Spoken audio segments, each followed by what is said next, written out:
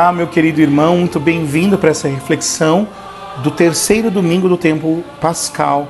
No cenário aqui mais improvisado no meu escritório, né? Mas neste domingo nós temos, por graça de Deus, o famosíssimo texto de Lucas 24, de 3 a 35, o texto dos discípulos de Emaús. E é muito interessante que a gente pense os discípulos de Emaús como esta experiência de cada um de nós. É interessante que nós não sabemos os nomes dos discípulos, sabemos só que eram 2, mas poderia ser o meu nome e o teu. Na verdade, os discípulos de Emaús somos nós, que na nossa experiência de fé tantas vezes andamos na direção contrária. Jesus nos pede para ficar em Jerusalém, que é o lugar da fé, e nós queremos voltar para a nossa Emaús.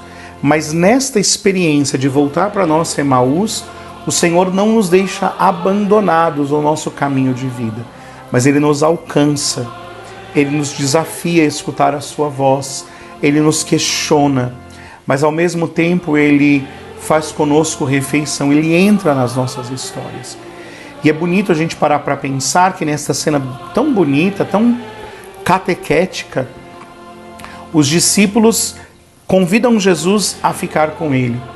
Sem reconhecer o Senhor, dizem: permanece conosco porque já é tarde.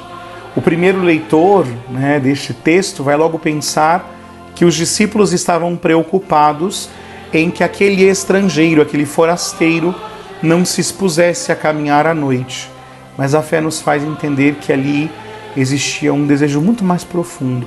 Ao dizer permanece conosco porque é noite, na verdade é a igreja, somos eu e você que dizemos: Jesus, mesmo que a gente esteja indo para o caminho errado, não nos abandona, porque contigo nós somos capazes de enfrentar a noite. Sem você, nós pereceremos diante da noite. Permanece conosco. E esse é o desejo da nossa alma. Mas permanecer com Cristo é entrar na sua vontade. É retornar para Jerusalém, como no final do Evangelho, e poder de novo estar no interior da comunidade para fazer a experiência do ressuscitado. Por isso, meu querido irmão, os discípulos de Emaús nos ensinam neste texto, como eu disse, que acontece no dia da Páscoa, que nós vamos experimentar sempre o Senhor na nossa vida, mas sempre o Senhor nos fará voltar para o interior da igreja, da comunidade. Mas há uma coisa interessante que eu queria chamar a atenção. No Evangelho que nós ouvimos, na versão que nós ouvimos do Evangelho, diz o texto bíblico que os discípulos deixaram de ver Jesus. Jesus desapareceu diante deles quando eles fizeram, então, a fração do pão. E é muito interessante perceber que no original não está a palavra "e Jesus desapareceu", mas diz o original: Jesus se fez invisível. E por que eu queria chamar a atenção? Porque quando o Senhor parte o pão, e mesmo na nossa história, Deus nunca desaparece, Deus nunca vai embora. O que muitas vezes acontece é que o Senhor se torna invisível, ou seja, os meus olhos não o veem, mas isso não quer dizer que Ele não esteja. O Senhor está sempre conosco, nas nossas tristezas, nas nossas alegrias, e o seu convite é sempre um convite à fé. E para que a gente possa experimentar esta graça, é preciso sempre voltar a deixar o nosso coração aquecer-se. E aqui, meus irmãos, eu queria chamar a atenção para que a gente se questione: como é que nós temos escutado a palavra de Deus?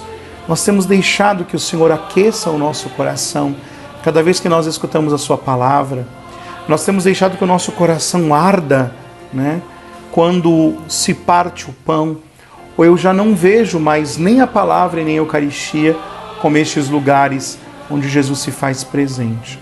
Porque vejam, quem não encontrar Jesus na palavra e na Eucaristia, também não o encontrará no interior da comunidade. Mas quem o encontrar na palavra e na Eucaristia, sempre o descobrirá na comunidade. Deus te abençoe e uma santa terceira semana da Páscoa do Senhor.